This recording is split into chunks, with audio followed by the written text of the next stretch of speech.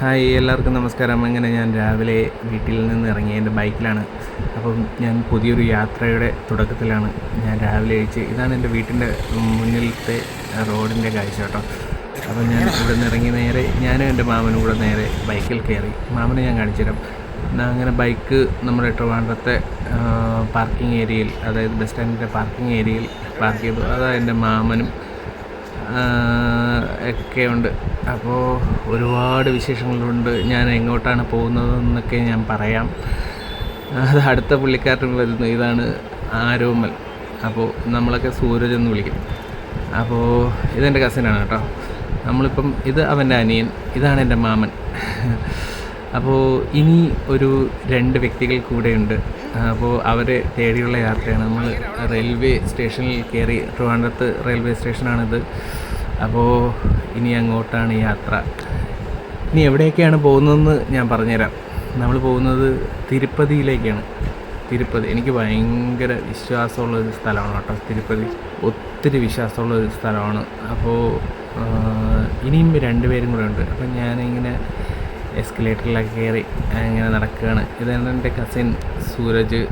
ഇനി കണ്ടുപിടിക്കാൻ 2 പേരും കൂടെ ഉണ്ട് കേട്ടോ. നമ്മൾ ഫോൺ വിളിച്ചപ്പോൾ ഇവിടെ നിൽപ്പുണ്ടെന്ന് പറഞ്ഞു. ഞാനിത് ഒരു 2 മാസം മുന്നേ സെറ്റ് ചെയ്ത ഒരു ട്രിപ്പാണ് കേട്ടോ തിരുപ്പതിയിലേക്ക്. ഞാൻ ഇടയ്ക്കിടയ്ക്ക് തിരുപ്പതിയിലേക്ക് പോകാറുണ്ട്. അപ്പോൾ ഇനിയുള്ളത് മിനീഷ് എന്ന് പറയുന്ന ഒരു പുള്ളിക്കാരൻ, പിന്നെ അഭിലാഷ് എന്ന് പറയുന്നത്. അഭിലാഷിനെ നിങ്ങൾക്ക് എല്ലാവർക്കും അറിയായിരിക്കും. എൻ്റെ മുന്നത്തെ വീഡിയോയിലൊക്കെ ഉണ്ടായിരുന്നു ബോണക്കാട് പോയപ്പോൾ ഉള്ള. അങ്ങനെ മിനീഷ് ചേട്ടൻ നേരത്തെ തന്നെ അന്ന് ഇവിടെ സ്ഥാനം പിടിച്ചു. ട്രെയിൻ പോകുകയാണെങ്കിൽ തടയാൻ വേണ്ടി നേരത്തെ വന്നതാണ്. കാരണം നമ്മൾ എത്തിയില്ലെങ്കിൽ അവർ നേരത്തെ അറിയാം കേട്ടോ. അപ്പോൾ നമ്മളെല്ലാവരും ബാക്കി കുറച്ച് പേർക്ക് പരസ്പരം അറിയാവൂ. അങ്ങനെ നമ്മളെല്ലാവരും പരിചയപ്പെട്ടു. നമ്മൾ ട്രെയിൻ കിടക്കുകയാണ്. ഇനി ഒരുത്തനും കൂടെ ഉണ്ട്. അവനെ എങ്ങനെയെങ്കിലും കണ്ടെത്തണം. അവൻ ഓൾവേസ് ലേറ്റാണ് കേട്ടോ. അപ്പോൾ ഞാൻ ജസ്റ്റ് നമ്മുടെ ബർത്തും കാര്യങ്ങളും ട്രെയിനും ഒക്കെ ഒന്ന് ചുറ്റി നടന്ന് കണ്ടു. ഇതാണ് നമ്മുടെ ശബരി എക്സ്പ്രസ് ആണ്. അപ്പോൾ നമ്മൾ ബർത്തൊക്കെ കണ്ടു പിടിച്ചു. സീറ്റിലെല്ലാം നമ്മുടെ ലഗേജൊക്കെ കൊണ്ടുവച്ചു. അങ്ങനെ നോക്കിയിരുന്നപ്പോൾ ജസ്റ്റ് ട്രെയിനിന് പോകാൻ ഒരു 5-10 മിനിറ്റ് ഉള്ളപ്പോൾ അങ്ങനെ പുള്ളിക്കാരനെത്തി. VIPs ഓൾവേസ് ലേറ്റ് എന്നാണല്ലോ. അപ്പോൾ നമ്മുടെ ഗ്രൂപ്പിലെ ഒരു VIP ആണ്. നിങ്ങൾക്ക് എല്ലാവർക്കും അറിയായിരിക്കും, ജിമ്മൻ എന്നൊക്കെ ഞാൻ കഴിഞ്ഞ പ്രാവശ്യം വിളിച്ച എൻ്റെ പ്രിയ സുഹൃത്ത് അഭിലാഷാണ് കേട്ടോ. അപ്പോൾ നമ്മൾ അങ്ങനെ യാത്ര തുടങ്ങുകയാണ്. നമ്മൾ ട്രിവാൻഡ്രത്തു നിന്ന് നേരെ പോകുന്നത് തിരുപ്പതിയിലേക്കാണ്. അപ്പോൾ ഒരുപാട് വിശേഷങ്ങളുണ്ട്, ഒരുപാട് കാഴ്ചകളുണ്ട്.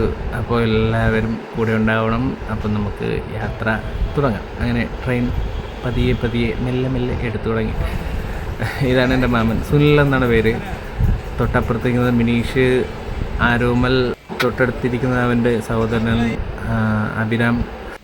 ഞാൻ പിന്നെ അഭിലാഷിൻ്റെ അടുത്ത് തന്നെ സ്ഥാനം പിടിച്ചു. ഞാനും അഭിലാഷും കുഞ്ഞുനാൾ മുതലുള്ള സുഹൃത്തുക്കളാണ് കേട്ടോ. ഞാനും ഒരുപാട് യാത്രകളൊക്കെ നടത്തിയിട്ടുണ്ട്. നമ്മൾ ഗോവയിൽ പോയിട്ടുണ്ട്. പിന്നെ അങ്ങനെ ഒത്തിരി യാത്രകളൊക്കെ നടത്തിയിട്ടുണ്ട്. കുറച്ച് കഴിഞ്ഞപ്പോൾ പിന്നെ ഞാൻ ബർത്തിൽ കയറി അങ്ങ് ഉറക്കം പിടിച്ചു. അപ്പോൾ എൻ്റെ അപ്പുറത്തെ വശത്ത് അഭിലാഷ് കിടക്കുന്നുണ്ട്, നിങ്ങൾക്ക് കാണാം. പിന്നെ കുറേ നേരം അങ്ങനെ ഒരു കിടപ്പായിരുന്നു ട്രെയിനിൽ കിടന്നുറങ്ങാൻ. അതും രാവിലെ വലിയ ചൂടൊന്നുമില്ലായിരുന്നു. പിന്നെ കുറച്ച് കഴിഞ്ഞപ്പോൾ നമ്മൾ ഉച്ചയൊക്കെ ആയപ്പോൾ വീട്ടിൽ നിന്ന് തന്നെ ഫുഡൊക്കെ എല്ലാവരും കൊണ്ടുവന്നു. അപ്പം നമ്മളെല്ലാവരും ഫുഡൊക്കെ അടിച്ച് പരസ്പരം ഷെയറൊക്കെ ചെയ്ത് കഴിച്ച് അതൊക്കെ ഒരു അനുഭവമായിരുന്നു. അപ്പോൾ പിന്നെ നമുക്ക് വേറൊരു കുഴപ്പമുള്ളത്, തിരിച്ചു വരാനുള്ള ട്രെയിൻ ഇതുവരെ കൺഫേം ആയിട്ടില്ല. വെയിറ്റിംഗ് ലിസ്റ്റാണ്. കിട്ടുമെന്നുള്ള പ്രതീക്ഷയിലാണ്. അല്ലെങ്കിൽ ജനറൽ കയറി വരണം. ഒറ്റപ്പാലം ജംഗ്ഷൻ ഉങ്ങളൈ. ട്രെയിൻ യാത്ര എന്ന് പറയുമ്പോൾ ഒറ്റയ്ക്ക് പോകാൻ ഭയങ്കര ബോറിങ് കേട്ടോ. ആരെങ്കിലുമൊക്കെ സംസാരിക്കാനൊക്കെ ഉണ്ടെങ്കിൽ നല്ല രസമാണ്. മിനീഷേട്ടൻ്റെ ടാബിലൊക്കെ കുത്തിക്കൊണ്ടിങ്ങനെ ഇരിക്കും. ഇതൊക്കെയാണ് കാഴ്ചകൾ. നിങ്ങൾക്ക് ട്രെയിനിൽ പോയവർക്കറിയായിരിക്കും, മനോഹരമായ കുറേ സ്ഥലങ്ങളുണ്ട്, കുറേ വിജൃംഭിച്ച് കിടക്കുന്ന സ്ഥലങ്ങളുണ്ട് കേട്ടോ. അതൊക്കെ കുറച്ച് ബോറാണ്. പിന്നെ ട്രെയിനിലൊരു ഉച്ച സമയമൊക്കെ ആകുമ്പോൾ നല്ല ചൂടായിരിക്കും. ഈ മുകളിൽ ബെർത്തിൽ കിടന്ന് ഉറങ്ങുക എന്ന് പറയുന്നത് ഒരു ജൈജാൻറ്റിക് ടാസ്ക്കാണ്. ഞാൻ തിരുപ്പതിയിൽ ഇതെൻ്റെയോ 7ാമത്തെയോ 8ാമത്തെയോ യാത്രയാണ് കേട്ടോ. നിങ്ങളാരും തിരുപ്പതിയിൽ പോയിട്ടില്ലെങ്കിൽ ഉറപ്പായിട്ട് പോകണം കേട്ടോ. വിശ്വാസിയാണെങ്കിൽ ഉറപ്പായിട്ട് പോകണം. അത്രയ്ക്ക് നിങ്ങളുടെ ലൈഫ് ഒന്ന് മാറ്റിമറിക്കാൻ പറ്റുന്നൊരു യാത്രയായിരിക്കും കേട്ടോ തിരുപ്പതി യാത്ര. അടിപൊളിയാണ്. എനിക്ക് ഭയങ്കര വിശ്വാസമുള്ളൊരു സ്ഥലമാണ് കേട്ടോ. എൻ്റെ ലൈഫ് കുറേയൊക്കെ മാറിയത് അവിടെ പോയതിന് ശേഷമാണ്. കാരണം ഞാൻ ആദ്യമായിട്ട് പോകുന്നത് 2010-ലാണെന്ന് തോന്നുന്നു. അപ്പോൾ അതുകൊണ്ട് ഞാൻ കണ്ടിന്യൂസ് ആയിട്ട് ഏകദേശം എല്ലാ വർഷവും അല്ലെങ്കിൽ മാക്സിമം പറ്റുന്ന സമയത്തൊക്കെ ഞാൻ പോകാറുണ്ട്. അങ്ങനെ ഓരോ സ്ഥലത്തും മിക്കവാറും എല്ലാ സ്റ്റോപ്പിലും ഒക്കെ ഇറങ്ങി നമ്മളിങ്ങനെ പൊയ്ക്കൊണ്ടിരുന്നത്. അപ്പോഴാണ് ഇതുപോലെ ഒരു യാചകർ അവിടെ ഇരിക്കുന്നത് കണ്ടത്. അപ്പോൾ അവരുടെ വരുമാനം എത്രയാണെന്ന് ഞാൻ ജസ്റ്റ് ഒന്ന് കണ്ണോടിച്ച് നോക്കി കേട്ടോ. ഏകദേശം 10ൻ്റെ കോയിനും 5ൻ്റെ കോയിനൊക്കെയാണ് അവിടെ അടുക്കി വയ്ക്കുന്നത്. അത് തന്നെ ഏകദേശം ഒരു 1000 രൂപയ്ക്ക് അടുപ്പിച്ചുണ്ട് കേട്ടോ. 1000 രൂപയ്ക്ക് പുറത്തുണ്ട്. പിന്നെ നോട്ടുകൾ അവർ എടുക്കുന്നത് കണ്ട് അതും ഏകദേശം ഒരു 2000-3000 രൂപ എങ്ങനെയായാലും അവർ ഒരു ദിവസം ഉണ്ടാകുന്നുണ്ട് കേട്ടോ. ഇതൊക്കെയാണ് ഏകദേശം വൈകിട്ട് സമയത്തോട് അടുക്കുന്നു കേട്ടോ. നമ്മൾ ഏകദേശം ഒരു 12 മണിയോടുകൂടി തിരുപ്പതിയിലെത്തും. നമ്മൾ എക്സൈറ്റഡ് ആണ്. ഞാൻ പ്രത്യേകിച്ച്, കാരണം ഇവരെയും കൊണ്ട് ഞാൻ ഒരു ഗ്രൂപ്പിനെയും കൊണ്ട് നേരത്തെ പോയിട്ടുണ്ട്. ഇതെൻ്റെ സെക്കൻഡ് ഒരു ഇതാണ് കേട്ടോ. അപ്പം ഇത്രയും പേരെ കൊണ്ടുപോകുമ്പോൾ ഒരു അനുഭവം അത് വെറൈറ്റി ആയിരിക്കുമെന്ന് എനിക്ക് ഉറപ്പുണ്ട്. പിന്നെ നമ്മൾ ഇരുന്നിരുന്ന് മൂട് കഴിച്ചപ്പോൾ ഇടയ്ക്കിടയ്ക്ക് ഇങ്ങനെ പോയി നിൽക്കും. പിന്നെ സ്ലീപ്പർ ആയതുകൊണ്ട് തന്നെ വലിയ കുറച്ച് ക്രൗഡഡാണ് ട്രെയിന്. അപ്പോൾ ഇങ്ങനെയാണ് നമ്മൾ നേരെ തമിഴ്നാട് ഒക്കെ കയറി. അപ്പോൾ പിന്നെ തമിഴ്നാടിൻ്റെ കാര്യം അറിയാമല്ലോ, ഏകദേശം ഈ ഒരു രീതിയിലായിരിക്കും.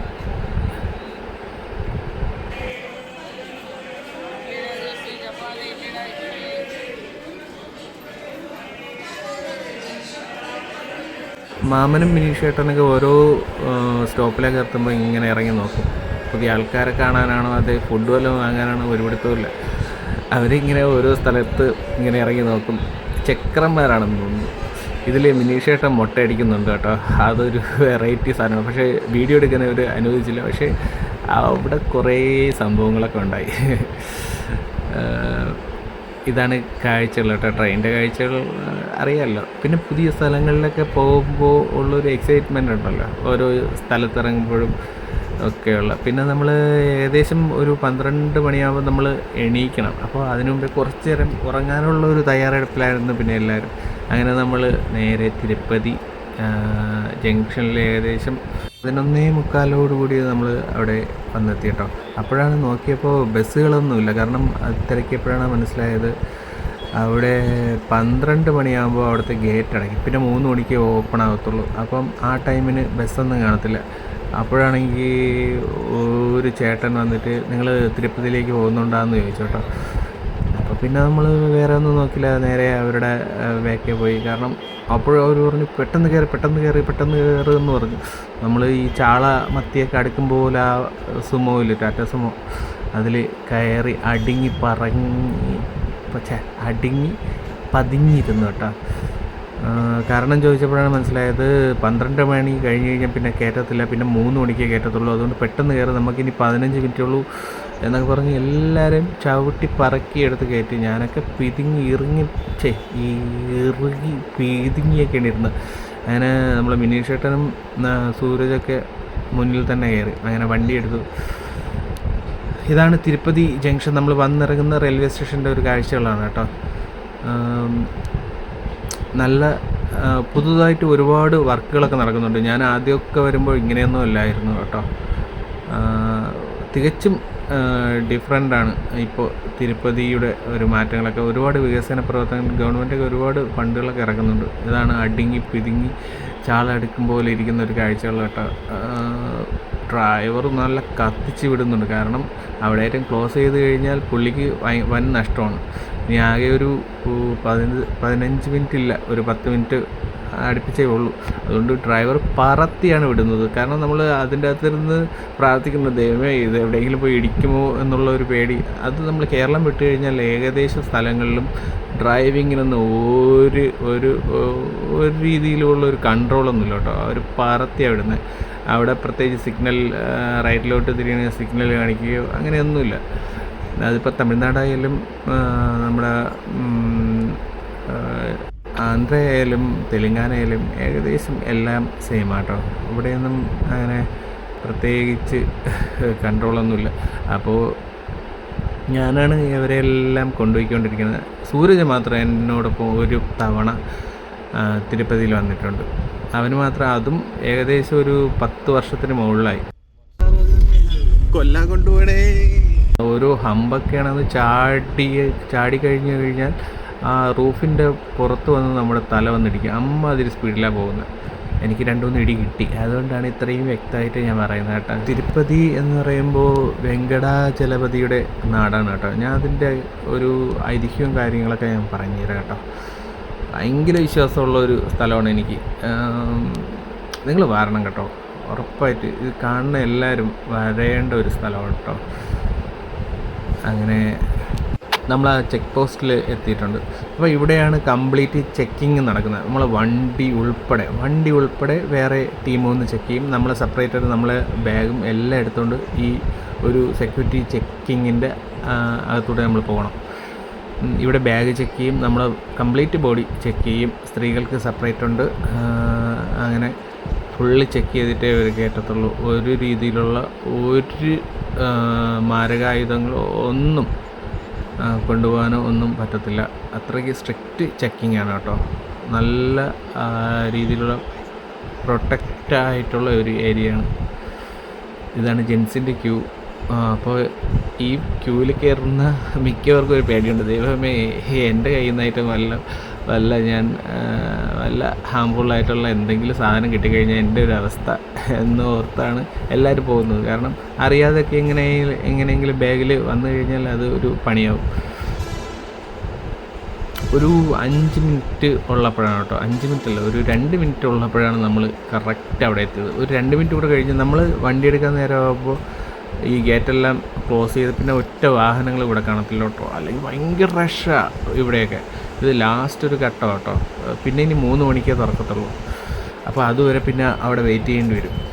നമ്മളിങ്ങനെ സെക്യൂരിറ്റി ചെക്കിങ് ഒക്കെ കഴിഞ്ഞ് സ്കാനറിലൂടെയൊക്കെ ബാഗ് കയറ്റി വിട്ടു.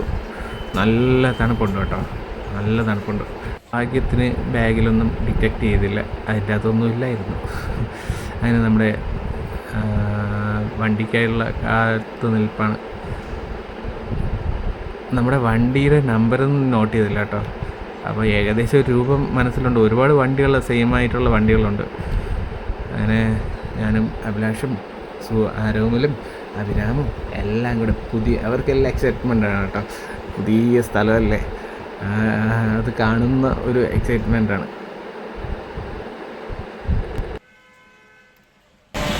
അവൻ വരും. അവന് വണ്ടി ഇനി ചെക്ക് ചെയ്യും. ആ, തിരുപ്പതിയുടെ കാര്യം പറയുമ്പോൾ നിങ്ങൾ പ്രത്യേകം എടുത്ത് ശ്രദ്ധിക്കേണ്ടത് ഇവിടുത്തെ ഇൻഫ്രാസ്ട്രക്ചറുകളാണ് കേട്ടോ. ഇവിടെ കംപ്ലീറ്റും ഫ്രീ ആട്ടോ. ഒരാൾക്ക് ഇവിടെ വന്ന് കയറി കഴിഞ്ഞാൽ പോകുന്നത് വരെ സീറോ. ഞാൻ പറയുന്ന വേർഡ് ശ്രദ്ധിക്കുക. വണ്ടിക്കൂലിയാവും, പക്ഷേ ഇവിടെ ചിലവുകളൊക്കെ സീറോയാണ്. താമസിക്കാനുള്ളതും പിന്നെ ഫുഡായാലും എല്ലാം നിങ്ങൾ വെറും പേഴ്സോട് കൂടി ഇവിടെ വന്നാലും തിരിച്ചു പോകും വരെയുള്ള സകലമാന സാധനങ്ങളും ഫ്രീ ആണ് കേട്ടോ. അപ്പം നമ്മൾ വണ്ടിക്കായി വെയിറ്റിംഗ് ആണ്. അങ്ങനെ നമ്മൾ അവസാനം നമ്മുടെ വണ്ടി കണ്ടെത്തി. ഇനി നമ്മുടെ വണ്ടിയാണെന്നൊന്നു സെക്കൻഡ് ലാസ്റ്റ് വണ്ടി വന്നത്. അതിനുശേഷം പിന്നെ വണ്ടിയേ ഇല്ല കേട്ടോ. 3 മണിയാണ്. അങ്ങനെ നമ്മളെല്ലാവരും വണ്ടിയിലോട്ട് കയറി.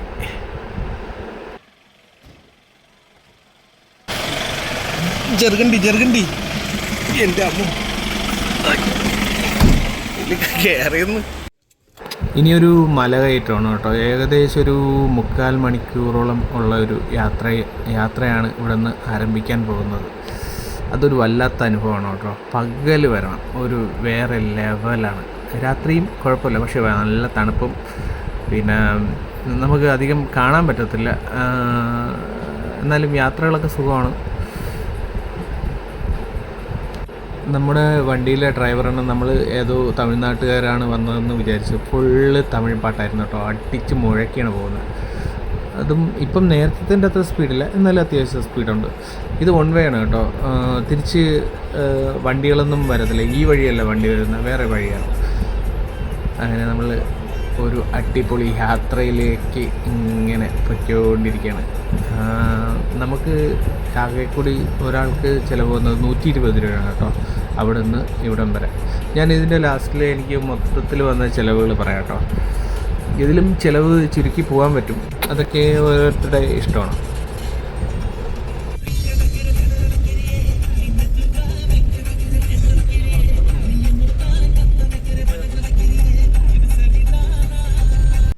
അണ്ണൻ അടിച്ച് മുഴക്കിയാണ് പോകുന്നത് കേട്ടോ. ഇവിടുത്തെ ഐതിഹ്യം പറയുകയാണെങ്കിൽ വെങ്കടാചലപതിയാണ് ഇവിടുത്തെ പ്രതിഷ്ഠ, അതായത് വിഷ്ണുവിൻ്റെ അവതാരമാണ് കേട്ടോ. അപ്പോൾ ഞാൻ അതിൻ്റെ കഥയിലേക്ക് വരാം. അങ്ങനെ നമ്മൾ തിരുപ്പതിയിൽ ഏറെക്കുറെ എത്തിക്കഴിഞ്ഞു. അപ്പോൾ തിരുപ്പതിയിലെ വിശേഷങ്ങൾ ഒരുപാടുണ്ട്. തിരുപ്പതിയിൽ കാണേണ്ട സാധനങ്ങളും ലഡുവും, തിരുപ്പതി ലഡുവും, അങ്ങനെ ഒരുപാട് കാര്യങ്ങൾ. അപ്പോൾ കൂടുതൽ വീഡിയോ കാണാൻ വേണ്ടി നമ്മുടെ യൂട്യൂബ് ചാനലൊന്ന് സബ്സ്ക്രൈബ് ചെയ്ത് വച്ചേക്കുക. ഇഷ്ടപ്പെട്ടാൽ ഉറപ്പായും ലൈക്ക് ചെയ്യുക, കമൻറ്റ് ചെയ്യുക. Okay, by. லாக்கர் தானா?